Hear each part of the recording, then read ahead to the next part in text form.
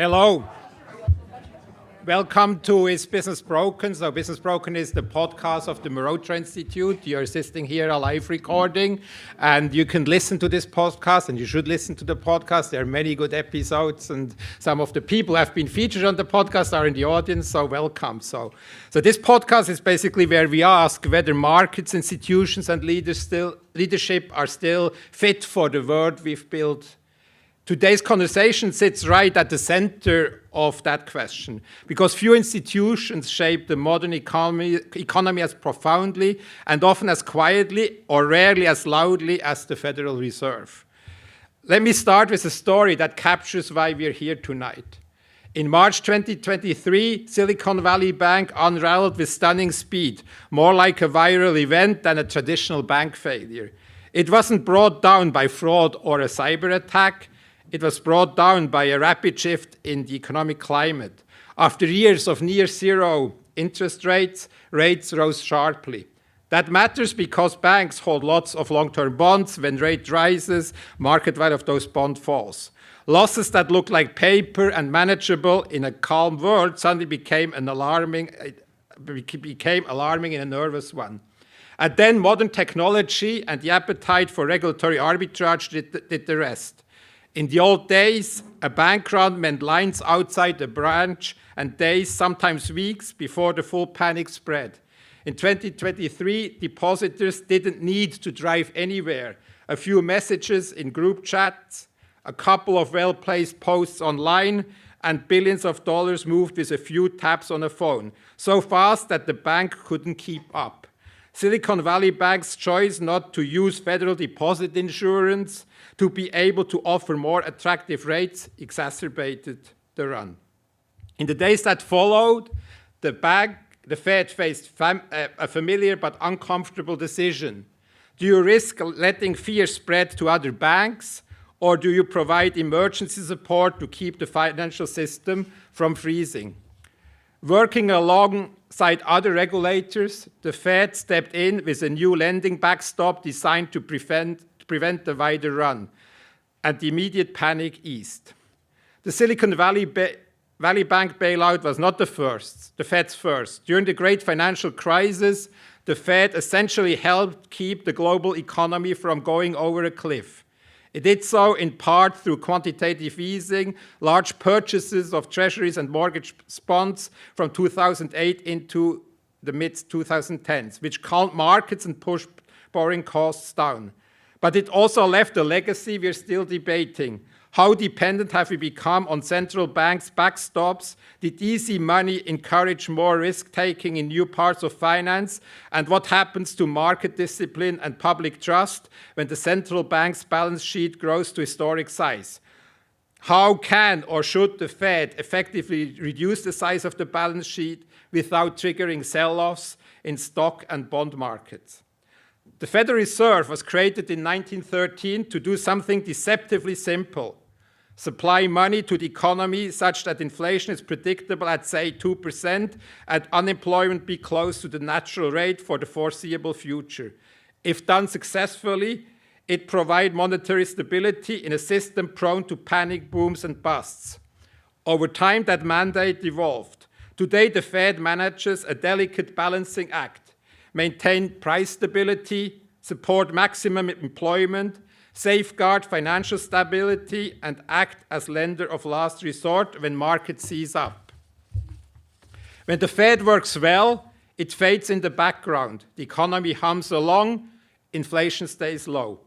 Jobs are plentiful and credit flows. When it doesn't, or when the world changes faster than its tool can adapt, the consequences show up everywhere: in your mortgage rate, in whether your local bank survives, in whether companies can afford to hire or expand, in the price you pay for groceries.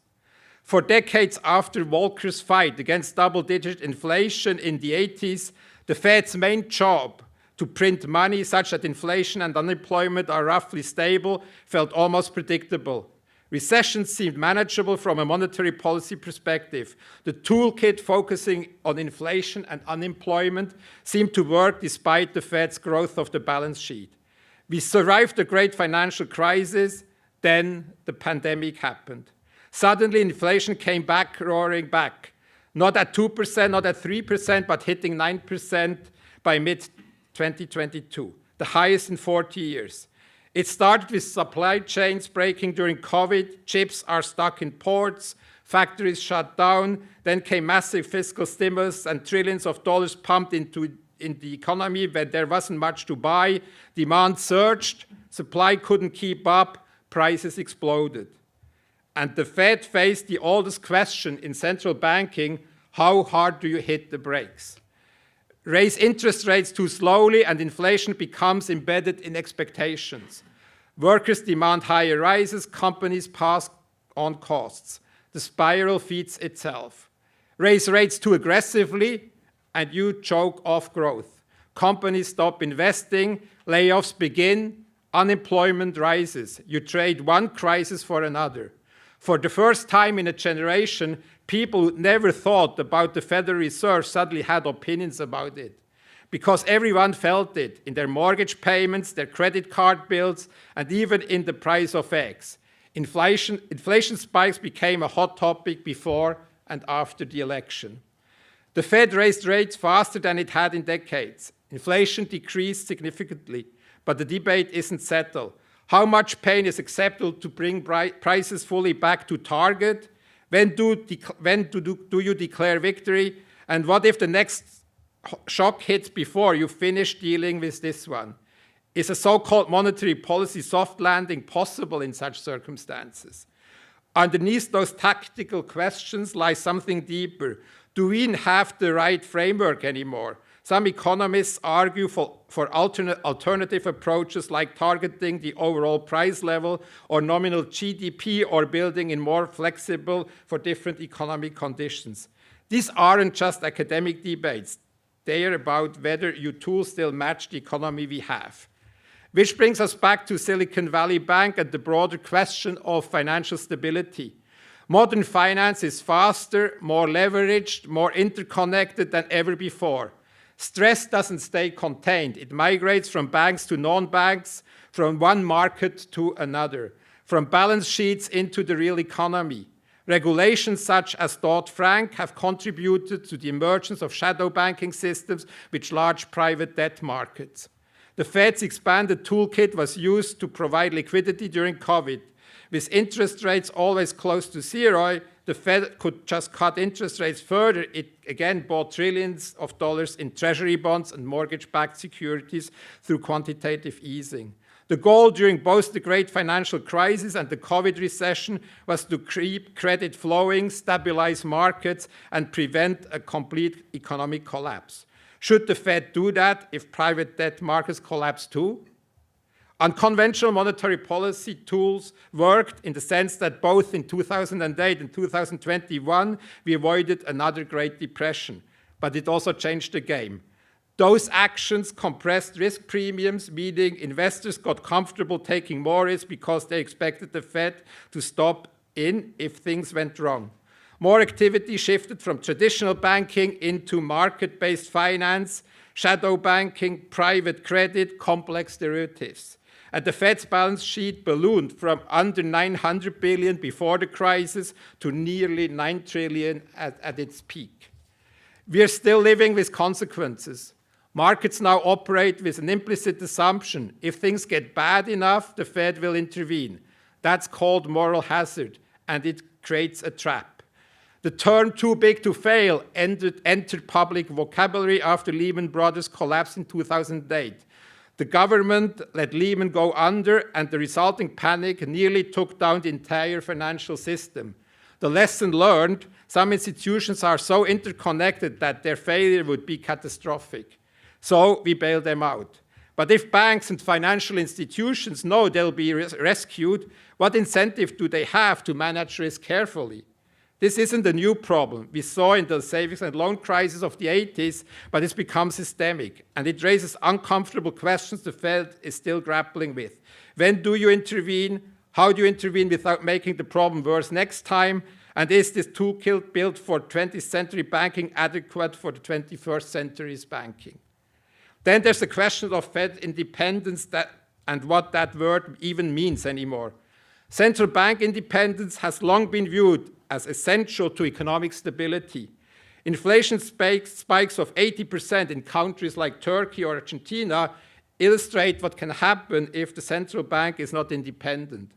The idea is simple. If politicians control monetary policy, they'll be tempted to goose against the economy before elections, keep the interest rates artificially low, and let inflation rip. So insulate the Fed from short-term political pressure. In the United States, that independence was hard-won. It emerged in steps, strengthened by reforms during the Great Depression and made operationally real with the 1951 Treasury-Fed Accord, which freed the Fed from having to keep interest rates low just to finance government debt after World War II. But independence doesn't mean the Fed operates in a vacuum.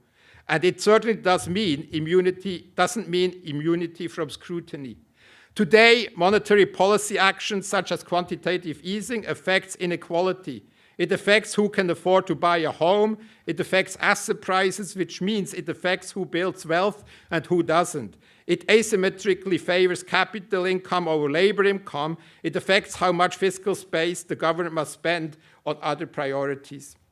When the Fed raises interest rates, some regions and industries feel it more than others. When it intervenes to save financial institutions, it makes decisions about winners and losers. So independence can't mean insulation from consequences or accountability.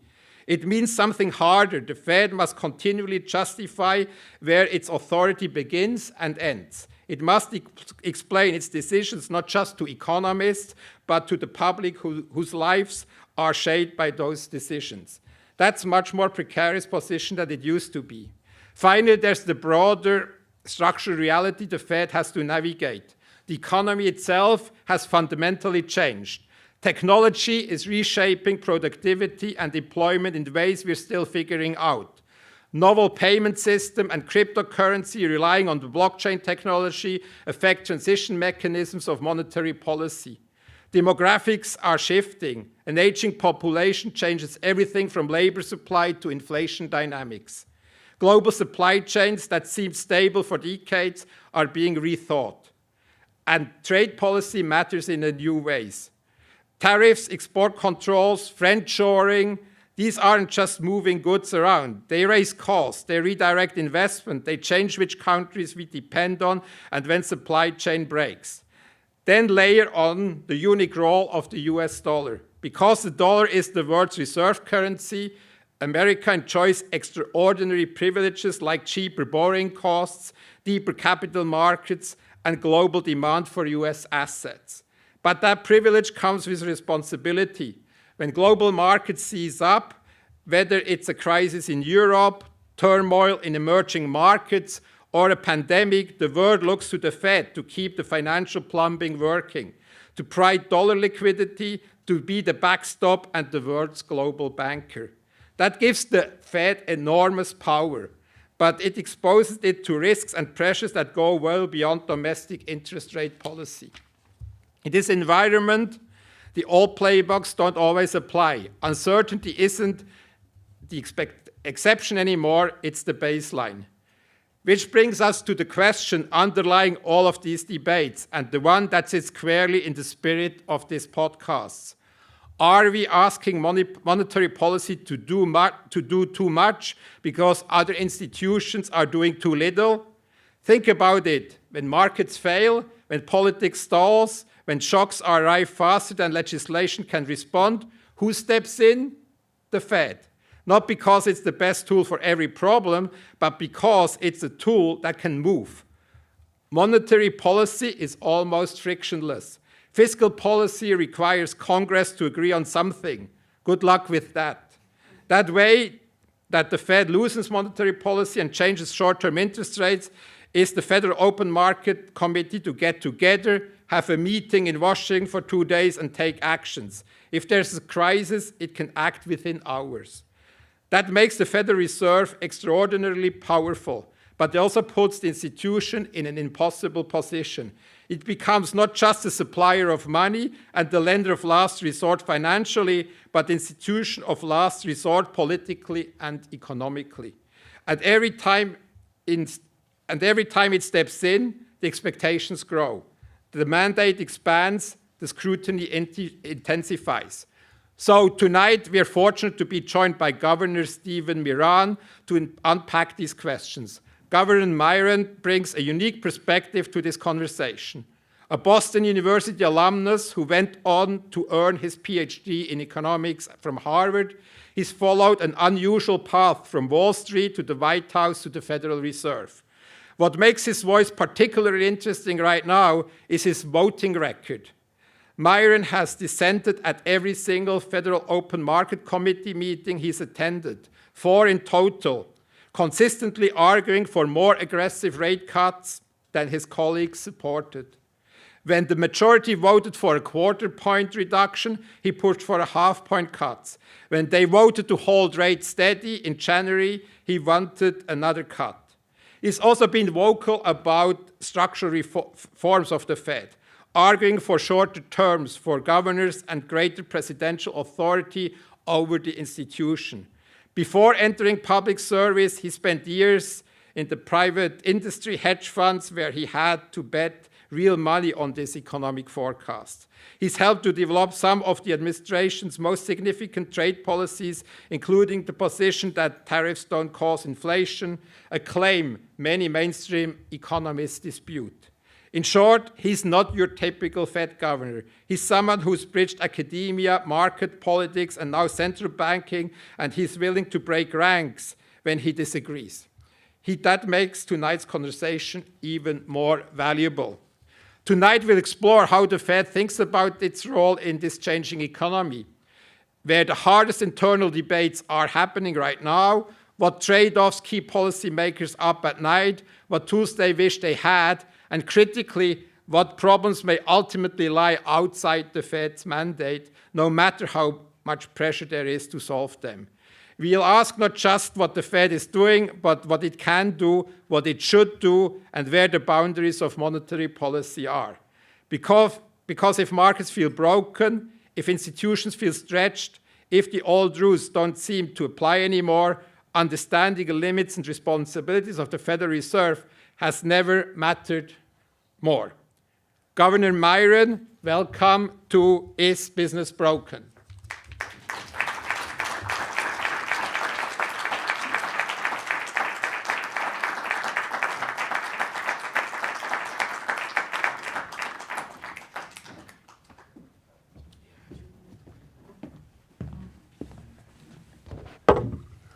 Thank you, Marcel, for that introduction. It's a great setup for this conversation. Thank you, Governor Miran, for being here, and thank you to all of you for being in attendance here. You're part of this conversation too, because you're going to be able to ask questions. And after I get through some that I've got for Governor Miran, we'll go and try to involve as many questions of yours as we can in this conversation. Scan the QR code, and I'll be able to see the questions here, and we'll have a really nice time. So first of all, thank you for your time here on campus today. This is you've done several events, and now you're having this conversation. So I'm in the communications business. I love it when we talk and we learn more that way. The world gets better. But just thanks so much for taking the time to speak to us. It's my pleasure. Thank you so much for having me. You know, as you know, I went to BU for college, and so it's a real honor and a privilege to be back here. And some things are exactly as they were when I left, and some things are bigger and newer. Mm-hmm. And if we could all be freshmen again, wouldn't that be nice? I had more hair when I was here. Well, I'm going to start with a couple of questions to kind of set us up, and then we'll go into more detail. But I think just hearing what we just heard from Marcel, let me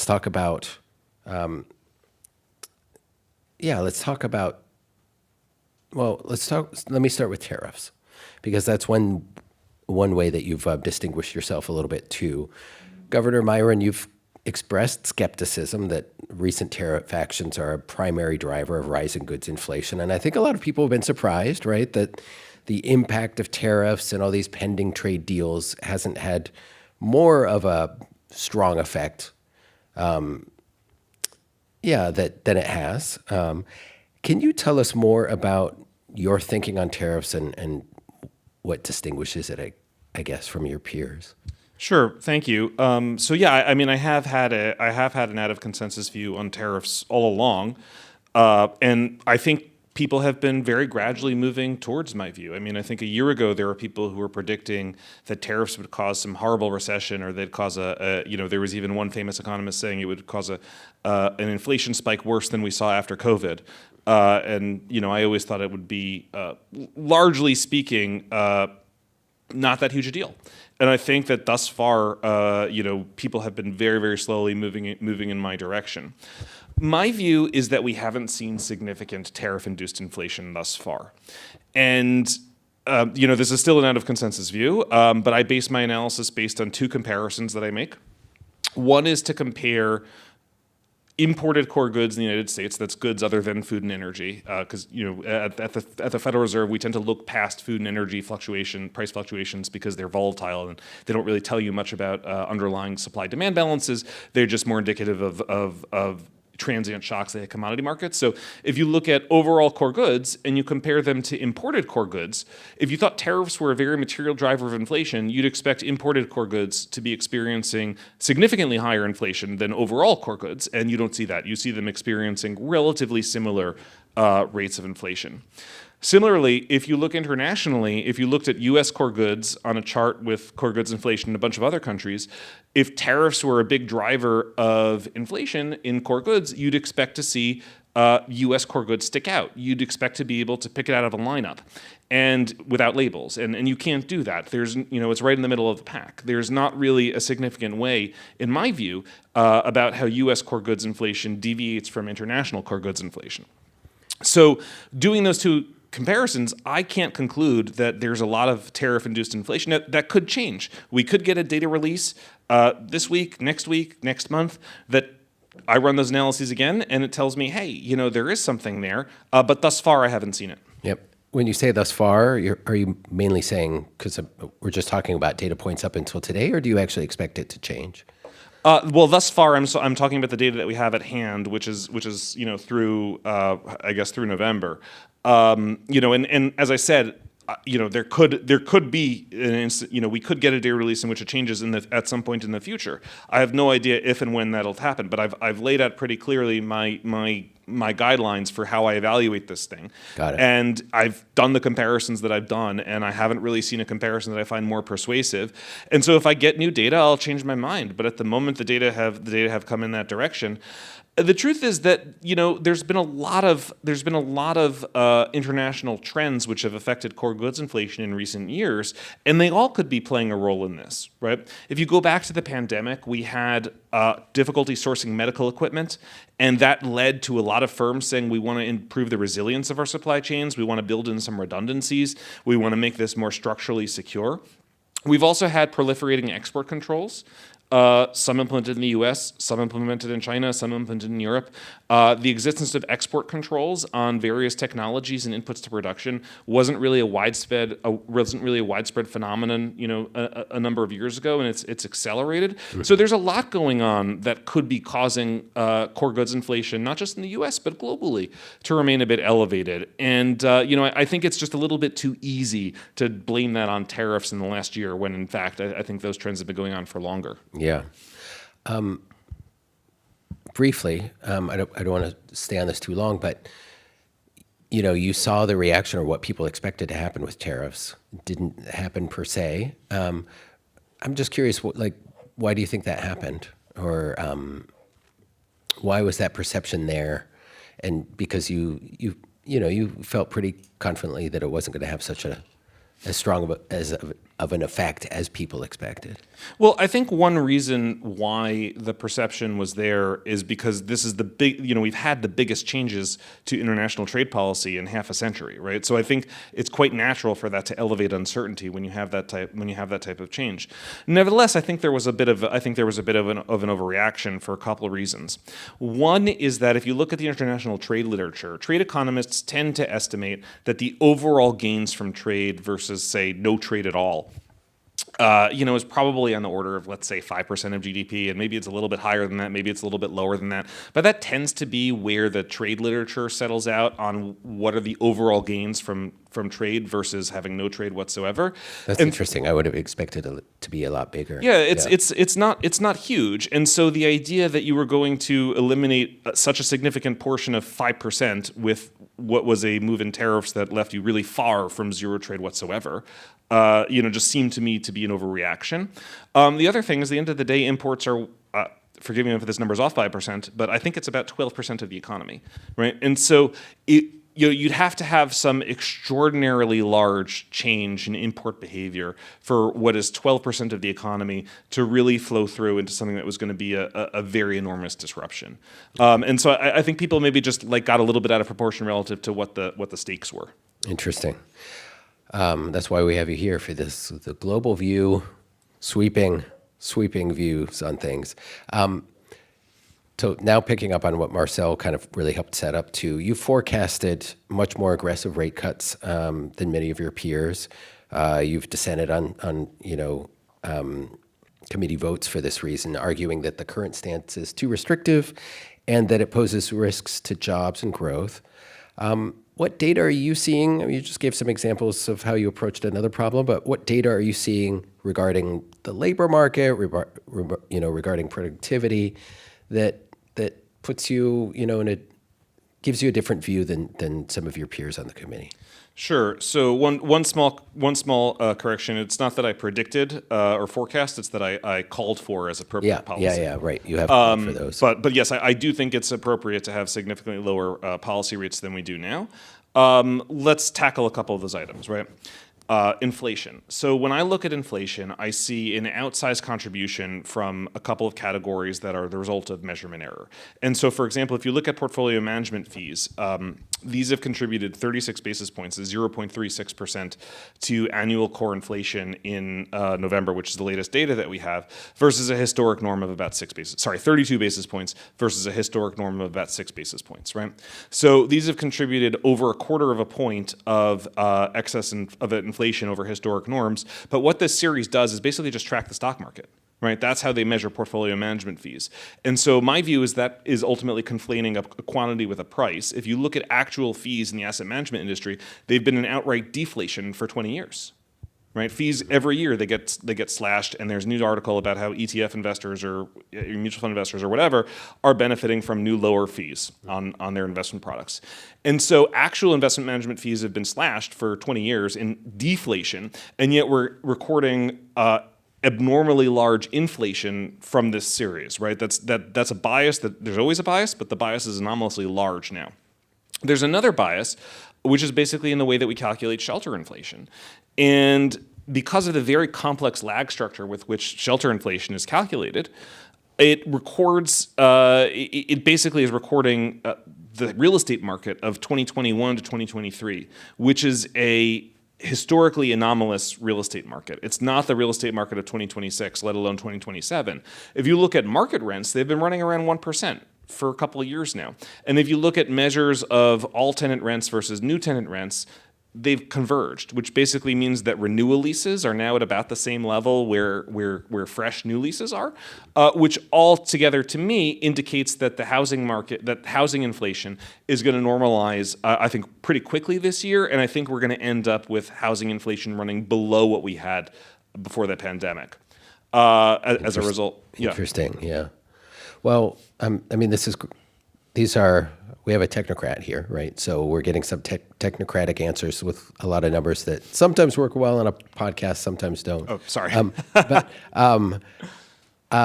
But essentially, what you're saying is that you've got a lot of ways that that inflation is measured that you think are not really as modern and contemporary as they could be, and that's affecting how inflation is being viewed. I think that's completely right. Look, the Congress tasked the Federal Reserve with maintaining full employment and price stability. Prices now are higher than they were before the pandemic because of a confluence of fiscal, monetary, supply chain, and regulatory factors that drove a large increase in the price level. However, prices are now once again reasonably stable. right? We weren't tasked with undoing all price changes ever. We weren't tasked with returning the price level to what it was in 1900. We're tasked with maintaining it relatively stable. And so it is true that prices are higher than they were before the pandemic. It is true that people still are unhappy with the prices of certain goods, but those goods are no longer really changing prices very much. The change in prices, which is the inflation rate, which is what we target, in my view, is now once again stable. And once you strip out these anomalous factors like portfolio management fees and quirks of the way that we measure housing inflation, underlying inflation is growing within noise of our target. It's, underlying inflation is growing within measurement error of where it should be. And so to me, that tells me that, yes, we did have a big inflation problem in prior years, but we don't have a big inflation problem now. Are we still dealing with the scars of that? Yes, we are still dealing with the scars of that. But that is not a good excuse for asking people to lose their jobs. That's really helpful. Thank you. Another thing that you've highlighted is deregulation, something we're in a climate of deregulation now, and that is something that obviously impacts the economy, and that is something that you feel isn't sort of being fully incorporated into these forecasts. You've described regulations as kind of infinite taxes that prohibit industries from existing. Can you talk a little bit more about some of those specific taxes and like the energy or housing sectors that you see as kind of the biggest drags on GDP in the US right now? Yeah, sure. So I think that regulations are really key to determining the supply side of the economy. And look, we just lived through a period in which supply chain constraints played a really big role in the evolution of inflation. And I think you probably would find most people would absolutely agree they played a role. And so if we acknowledge that supply chain constraints can cause inflation on the way up, I think we have to be fair and acknowledge that the relaxation of supply chain constraints through regulation or through deregulation or through other means would naturally drive inflation lower. So that is a channel that I see. Regulations strike me as an area that economists underappreciate when constructing their forecasts because they can be difficult to quantify. It can be very easy to quantify a tax rate or an interest rate. You've got a 4% interest rate, someone else has got a 1% interest rate. Let's compare outcomes. Quantifying regulation is much more difficult because you can have thousands of pages of text that affects companies differently based on where they operate, what line of business is, how old they are, how old the business is, how cozy they are with the regulatory agency that does supervision or enforcement. And that just makes it very difficult to quantify. Nevertheless, there have been some advances in quantification of these regulations in recent years through AI, through LLMs, through machine learning and natural language processing. And we can do better jobs now. And if you consult those, it looks like the deregulatory agenda has actually been pretty powerful thus far, and also that the increase in regulations in the last few years before last year was actually quite aggressive to the upside as well. So my view is that that's very, very important in determining the supply side of the economy and therefore inflation and price levels and things that follow from it. Okay. Can we talk a little bit about the policy of deregulation a bit? Because, there's always that worry that as you deregulate, you raise the risks of the next financial crisis, you raise the risk of the next environmental disaster. And there's also this idea that the economy is regulated, and if the government deregulates more, that the big companies, corporations kind of step in and end up acting as regulators and sort of, end up managing the economy or those markets to their benefit. How do you cut red tape, but also make sure that you're not just helping the giants, get stronger and crush innovators, which you also want in the economy? Yeah, absolutely. That's a great question. But let me sort of separate it into two halves. There's real economy regulations, and then there's financial regulations, including bank regulations, which are what the Federal Reserve deals with. Okay. With respect to real economy regulations, those are not regulations that the Fed sets, but I think we need to study them because they matter for monetary policy. I view real economy regulations, not always, but usually, as being barriers to entry. They're barriers to entry because in order to comply with a regulation, you need a compliance department. You might need to measure stuff. You might need someone to fill out paperwork. You might need to hire accountants or lawyers. You need to establish relationships with a regulatory agency. And all of that is an expense that a large business is probably better situated to pay than a small business. And so just imagine trying to build a home, right? If you've got your land and you want to build an extra house in the land. You can't just throw together some wood and stone and build a home yourself. You've got to get permits. You may have to measure carbon emissions. You have to sort of deal with zoning. You have to deal with labor laws. You have to deal with restrictions on the materials you use. Was the stuff properly inspected, right? All of this stuff adds to the cost of building it. And if you're a big builder, you've got a huge compliance department that sort of deals with this stuff in scale. And if you just wanted to sort of start up yourself and do it, it'd be very expensive. So these are barriers to entry. As an economist, I'd call them markup regulations. And by being barriers to entry, they actually restrict competition. And so that's why very often you end up with incumbents favoring regulations because they can keep upstarts out. So my view is that we absolutely want more competition. It's disinflationary, it improves productivity, and it improves economic growth, and that regulations are often barriers to entry that inhibit that. Now, I can also talk about banking regulations, which are totally different. Maybe we can get to those, but Okay. It sounds like do you want to finish your thought there, or that's just that's your view towards them? How do you, I guess to finish answering that question, how do you ensure that when you do that, you made the argument that this doesn't help bigger players or established incumbents, but how do you keep them from working the system to their advantage because they can set up trade groups that set new standards that everybody has to follow anyway if you want to build a new house? Yeah. So the best in my view, in my view, those standards, those regulations, right, especially when they have the force of law behind them as regulations, can prevent small startups from entering a market. They serve as barriers to entry, and in doing so, they protect incumbents from competition. Mm-hmm. They reduce the competition, and thereby they increase prices, and they decrease productivity and economic growth and employment. So this is not true for all regulations. There are some regulations that do the opposite, right? For example, antitrust regulations, right? But I think that for the majority of regulations, that's the effect that they have, and there's a lot of literature on that in the economics literature. I gave a speech on regulations and monetary policy in January, and I cited a lot of this literature in developing this argument, and encourage anyone interested to go take a look. Okay, well, let's move to banking then. Sure. You stated that the Fed's balance sheet is now driven more by banking regulations than by monetary policy. Does this mean that the Fed has kind of lost its grip on the steering wheel of the economy to steer it solely through interest rates? To an extent, first of all, interest rates are the primary tool of monetary policy. Monetary policy works through financial conditions, and through manipulating financial conditions can affect economic growth, inflation, unemployment, GDP growth. If for some reason you can't change the short interest rate, like you may be at the zero lower bound and you need to cut, but you can't cut any further because you can't push interest rates below zero, then there's a role for balance sheet operations potentially to play a role in monetary policy.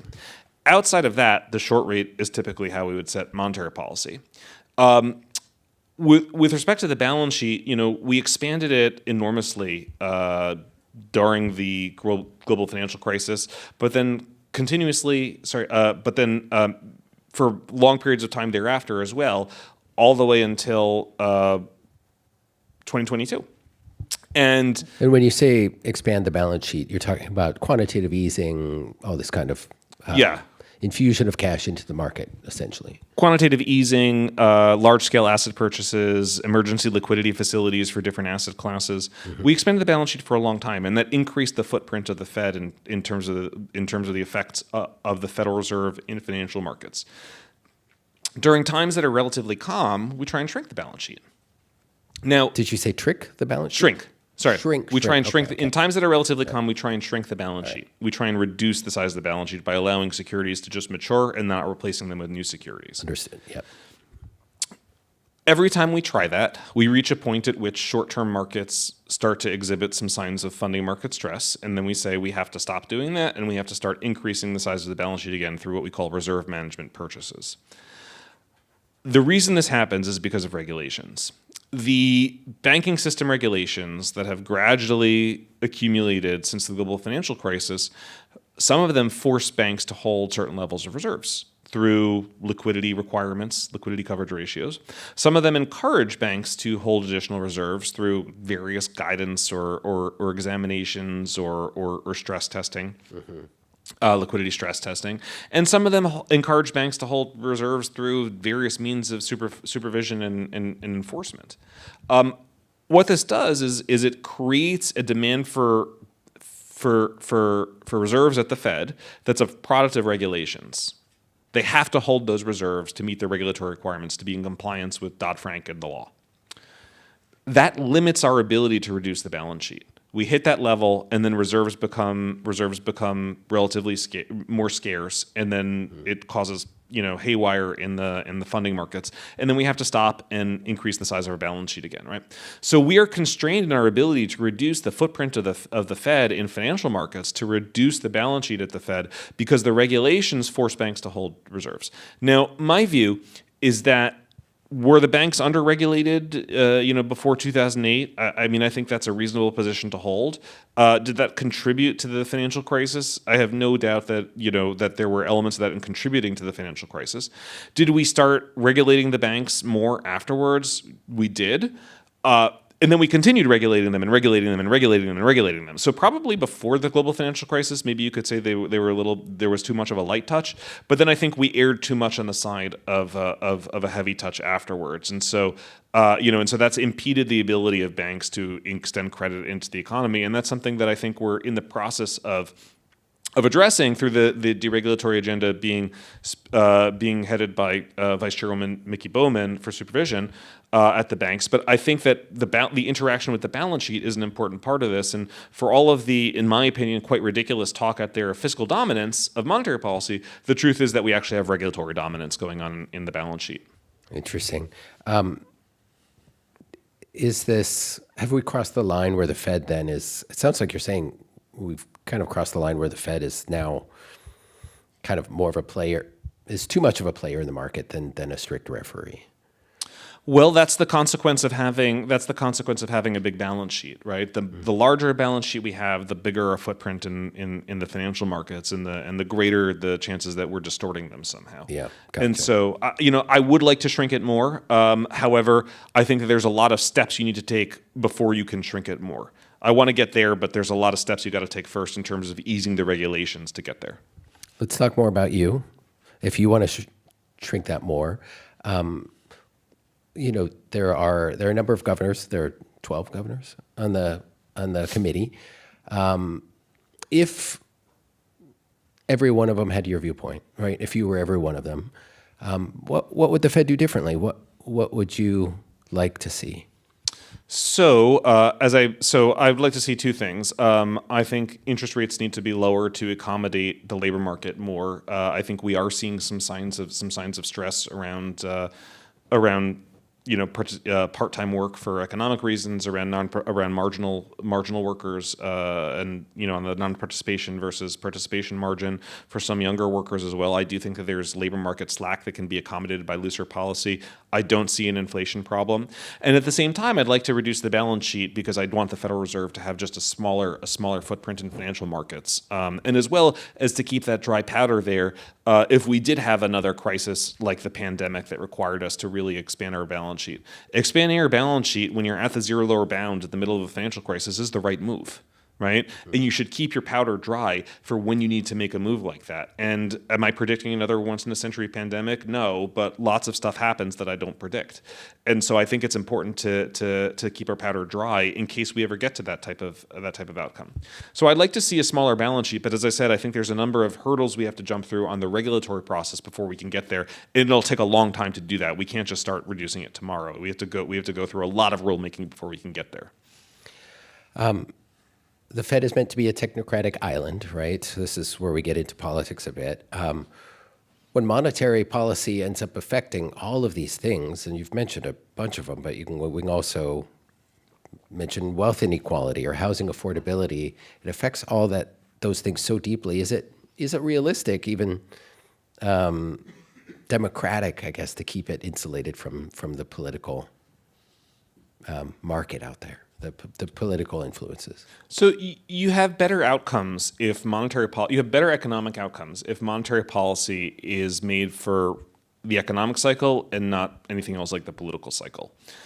You just want economic policy. You want monetary policy to be loose when the economy calls for loose, and tight when the economy calls for tight. You don't want it to have loose or tight for other reasons like politics.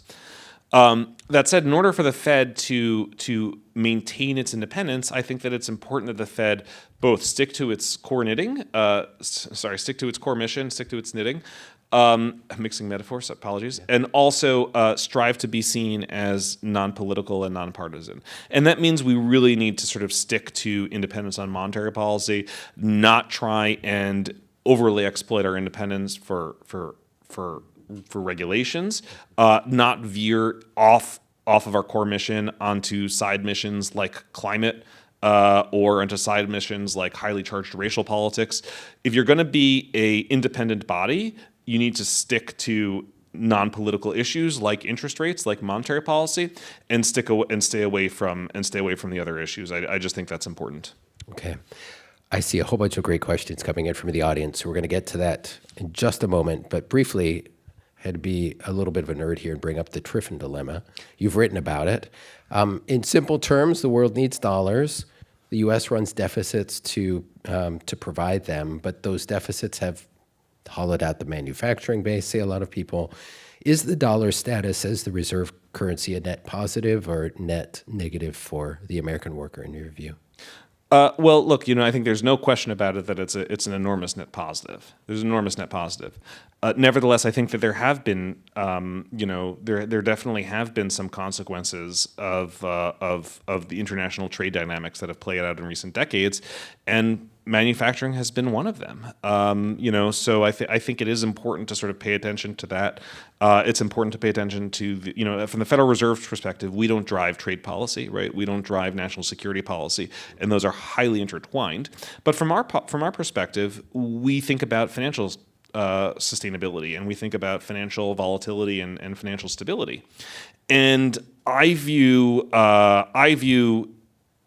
continued very, very large trade deficits that are linked to very, very large current account deficits, mean borrowing from the rest of the world, as creating latent financial instability risks that you'd want to think about addressing. We have a net international investment position of about minus $25 trillion, meaning we owe the rest of the world $25 trillion more than we own of it. That is, if that number were to sort of continue growing more and more negative every year because we're running huge trade deficits, that would pose a financial stability risk of the type that would ultimately undermine the status, the international status of our assets, right? So the fact that we're on the way to reducing borrowing through higher tariff revenue, through higher revenues from potential growth, thanks to changing regulatory policies, artificial intelligence, capital deepening from the tax bill that was passed last year, all these things will boost potential growth of the economy and thereby boost revenues. They'll, in my mind, underpin the financial stability of the United States by reducing the risk that we're too reliant upon both borrowing in general, but international borrowing too. Great. We're going to turn to some audience questions, and I just want to thank everybody. They're kind of wonderful. So let me a couple of them around reducing the Fed balance sheet and the sort of the contradiction that goes there if you're also trying to push for lower interest rates. You talked about the steps that you may need to take. Would you keep advocating for rate as low of a rate as you are now if you were able to see the Fed's balance sheet go down? That's one question. So there's a lot of it depends. It depends on a lot of stuff. So monetary policy works through financial conditions. We're trying to achieve a certain level of employment and a certain level of inflation. And if financial conditions, broadly speaking, are too loose to achieve those, then we can raise interest rates. If they're too tight to achieve those, then we can cut interest rates. And as a result, you can adjust the short rate to offset changes in financial conditions from anything, whether it's a move in the dollar, whether it's a move in the stock market, credit spreads, changes in the Fed's balance sheet. And so as long as you're not at the zero lower bound, you can offset any tightening of financial conditions that might occur as a result of changes to the balance sheet. Now, you always need an all else equal, right? And I imagine that if we're sort of taking significant steps in the balance sheet, there may be other things going on at the same time too. And so, that's sort of an all else equal statement. So therefore, it depends on the total total confluence of financial conditions that are affecting the economy at the time. Gotcha. How should we think about the tension between price stability and the affordability crisis? I guess this is the first time we've used that word affordability here, and the affordability crisis that many Americans and small businesses are experiencing. So this goes back to what we were talking about before. Prices jumped a lot in the period 2021 to 2023. Since then, they've, roughly speaking, been pretty stable. And so the job of the Fed is to keep prices stable. It's not to reduce the price level. There's only one way to really reduce the price level, and from the Federal Reserve's perspective, and it's not a great policy because it requires widespread unemployment, right? If we were to cause a massive recession to get the price level down, it would improve affordability, but it actually would hurt the economy a lot because we'd be tightening so much and lots of people would lose their jobs.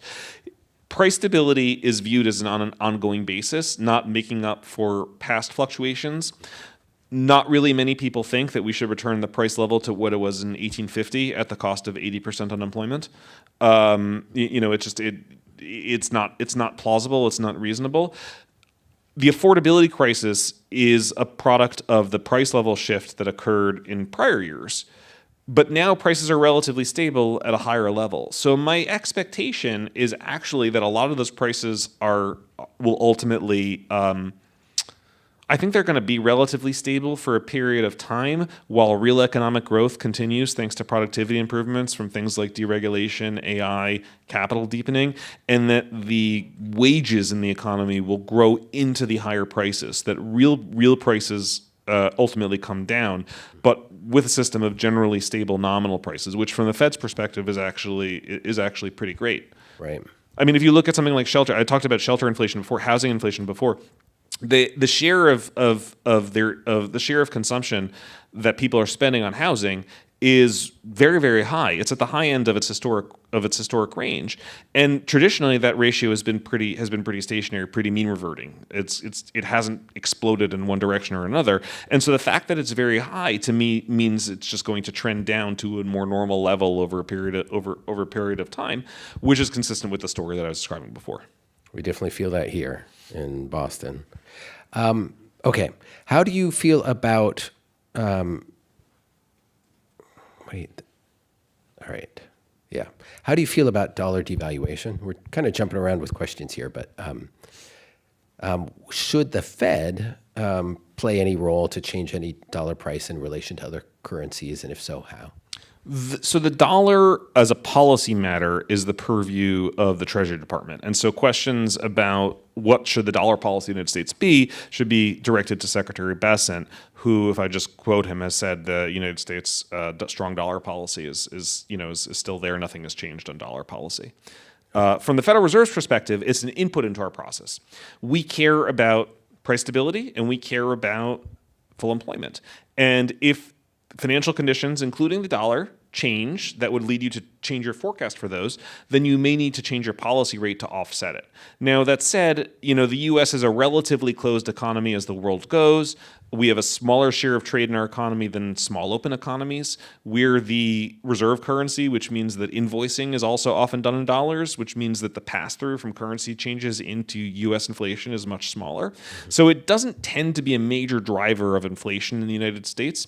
And it also doesn't tend to be an enormous driver of the business cycle in frequencies that matter to the Fed. So it matters a lot for other parts of the government, but from our perspective, it's an input to our process, and I don't see anything really there that sort of really strikes me as sort of cause for concern. Big question here. What do you think is the best strategy to reduce the debt, to reduce the federal deficit, and do you think this can be done without significant cuts to entitlement programs? So in the medium term, I'm actually quite more optimistic about the deficit than I was, say, a year ago, because policies have changed so dramatically. So The CBO estimates that the tariffs are going to raise about $4 trillion over a 10-year period. If you get potential GDP growth up by a point, it'll also raise about $4 trillion of GDP over a 10-year period. I don't know that I think potential GDP growth is going up by a full point, but I think it's probably going up by close to it as a result of various changes, deregulation, the tax law, AI. I think all of these things drive potential growth up. And so between those two, I think you probably can get at least a couple of points of GDP off of the primary deficit.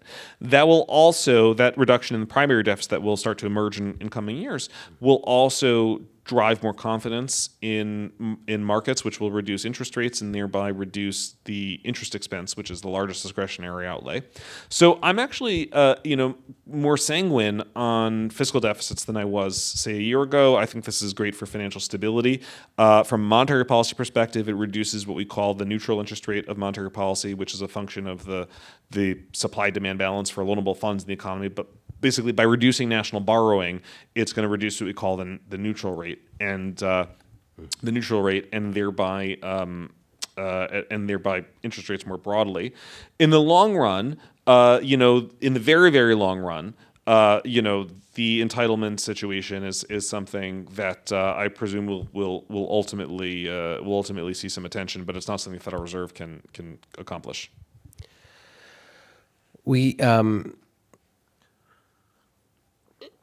Let me ask. Oh boy, we've got more coming in. So let me ask too here to kind of bring us home. Are you concerned about the Fed's independence? It's certainly faced some apparent challenges from the current administration, and you're also a dissenting view. You're not somebody, you vote, right, as a group. It's a little bit of it's a democratic process in that sense, that it's sort of a hive mind that's speaking on this. Is to kind of bring it to a central question, are you concerned about the independence of the Fed to be able to do its work? So, as I said before, so first let me say that I'm not going to comment on policy actions by people who are not the Fed, only insofar as they affect monetary policy through things that I talk about. Sure. Inflation, the output gap, full employment, the neutral rate. Those are things that can affect monetary policy, and therefore I will have an opinion on them. Stay in your lane. Yeah, I'm going to stay. I'm going to stay in my lane. From my perspective, I do have a dissenting view, and I lay out my reasoning in full detail, complete with calculations, on a level of transparency that I think is pretty unprecedented. I encourage others to do the same. Everybody's basing their views on economics. Lay out your calculations. Show us. I think that would be. I think that would enhance independence by showing that we all are doing what we're doing for purely economic reasons and nothing else. That said, the best thing that the Fed can do, in my view, is to just stick to the straight and narrow. Just stick to interest rate policy. Don't get involved in other areas. Don't politicize yourself. Don't exploit monetary independence in order to try and go into non-monetary areas of the economy like regulations or climate or something like that. Mm-hmm. What do you say to people? What do you say to people who say they're losing faith in markets, in institutions, in capitalism? Does the Fed have a role here to increase the faith in the American economic system, or just your own personal view? Like, when that comes up, you hear that on college campuses, you read that in social media, you hear that sentiment. What's your response to that? My response to that is that the best thing for policymakers to do, whether at the Fed or elsewhere, is to do our job and make sure that we're creating the best economic outcomes that we possibly can. And by creating good economic outcomes, people will experience better situations, and those views will prove to be hollow. In the long run, the best thing we can do is to do our job, and that's why that's all I advocate for. Governor Miran, this has been great. Let's please give him a big hand. This has been really great. We're going to get to continue the conversation, but Marcel's going to bring us home here. Okay, so please listen to our podcast and join us outside for some drinks and continue the really interesting conversation that happened here. Thank you, Curt. Thank you, Stephen. This is fantastic. Thank you so much.